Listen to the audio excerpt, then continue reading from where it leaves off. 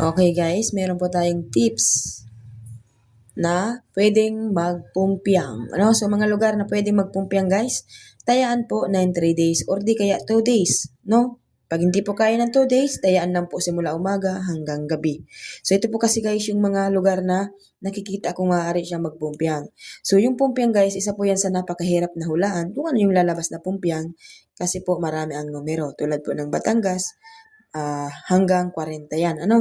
So, ang Camarines Norte naman guys ay hanggang 38 lang.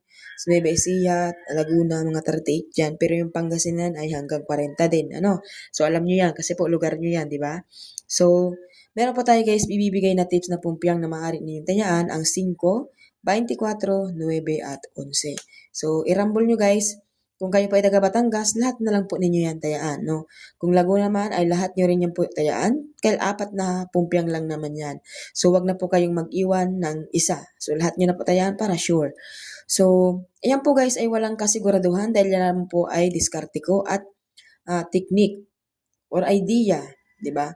So, tiningnan ko po guys sa mga lugar ninyo, tiningnan ko po isa-isa kung alin po yung mga lugar na maaari magpumpyang. So, yan po ay nakita ko. So, meron pong Batangas, Laguna, Abra, Nueva Ecija, Bataan, Cagayan, Camarines Norte, at Pangasinan. So, yan po ang ating pumpyang today.